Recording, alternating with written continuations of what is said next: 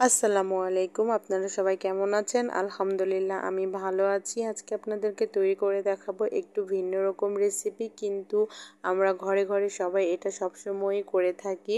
এটা common recipe, কিন্তু আজকে আমি একটু আনকমনভাবে করার চেষ্টা করেছি। আশা করি আপনাদের ভালো লাগবে। আমি আজকে যে খিচুড়ি রান্না করেছি এটা শাহী খিচুড়ি। আমি নর্মালি অনেক সময় ঝটপট খিচুড়ি রান্না করি, তো মন চাইলো আজকে একটু অন্যরকমভাবে খিচুড়ি তৈরি করি। এজন্য আজকে আপনাদের সাথে শেয়ার করলাম। আমি প্যানে 1 টেবিল চামচ ঘি দিয়ে দিয়েছি। সেই ঘিয়ের মধ্যে আমি দিয়ে দিচ্ছি কাজু বাদাম এবং কিশমিশ, দিয়ে আমি একটু ভেজে নেব। ভেজে আমি এটা তুলে নিয়ে নেব। আমার কিন্তু এটাতে বেশি ঘি লাগবে না। আমি 1 টেবিল চামচেই প্রায় রান্না শেষ করব। লাস্টে যেয়ে আমি আবার একটু অ্যাড করব।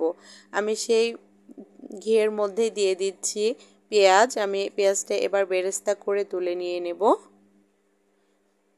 এটা আমি আস্তে আস্তে নেড়ে মিডিয়াম টু লো হিটে আমি এটা বেরেস্তা করে নেব।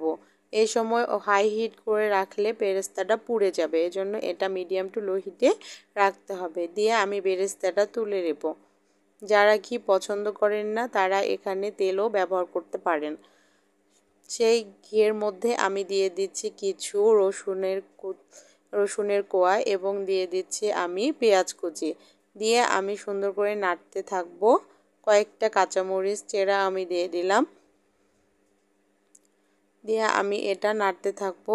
এটা থেকে যখন একটা সুন্দর স্মেল বের হবে এবং ভাজা ভাজার আগ মুহূর্ত হয়ে আসবে, সে পর্যন্ত আমি এটা নাড়বো। এই পর্যায়ে আমি দিয়ে দেব আদা রসুন বাটা। আমি আদা রসুন বাটা 2 চা চামচ দিয়ে দিলাম। দিয়ে দেব মরিচের গুঁড়া 1 চা চামচ, হলুদের গুঁড়া 1/2 চা চামচ এবং গরম মশলার গুঁড়া 1 চা চামচ। এখানে অবশ্যই গরম মশলার গুঁড়া ব্যবহার করবেন। লবণ দিয়ে দিলাম স্বাদ মতো এবং আমি দারচিনি, এলাচ এবং তেজপাতা দিয়ে দিলাম। দিয়ে আমি একটু মশলাটা কষিয়ে, যেন মশলাটা পুড়ে না যায়, এজন্য আমি একটু পানি অ্যাড করে দিলাম। দিয়ে আমি আবারও মশলাটা ভালো করে কষিয়ে নেব। মশলা থেকে যখন একটু তেল ওপরে উঠে আসবে, সে পর্যায়ে আমি দিয়ে দেব ভিজিয়ে রাখা মসুর ডাল এবং মুগ ডাল। আমি মুগ ডাল মসুর ডাল দুইটা একটু ভিজিয়ে রেখেছি। দিয়ে আমি রান্না করছি। আপনারা চাইলে এখানে যে কোনো একরকম ডালও নিতে পারেন। দিয়ে আমি একটু ডালটা কষিয়ে নেব। যদি আপনারা ঝরঝরা খিচুড়ি খেতে চান তাহলে অবশ্যই এ পর্যায়েই চালটা দিয়ে দেবেন। যেহেতু আমি একটু নরম খিচুড়ি করতে চাই এবং আমি পোলাওর চালের খিচুড়ি করছি, এজন্য চালটা আমি একটু পরে দিয়ে দেব।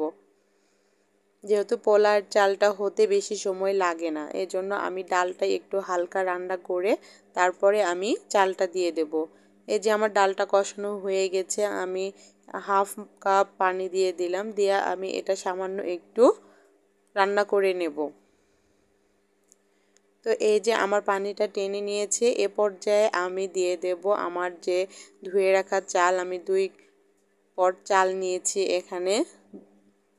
দিয়ে আমি ধুয়ে নিয়েছি। এখন আমি এর মধ্যে দিয়ে দিলাম গাজর কুচি। গাজর কুচিটা অপশনাল, তবে দিলে ভালো লাগে, কালারটাও সুন্দর হয়। গাজরটা আমি যেন সেদ্ধ হয়ে ঘাঁটি না হয়ে যায়, এজন্য আমি চালের সাথে দিয়ে দিলাম গাজরটা।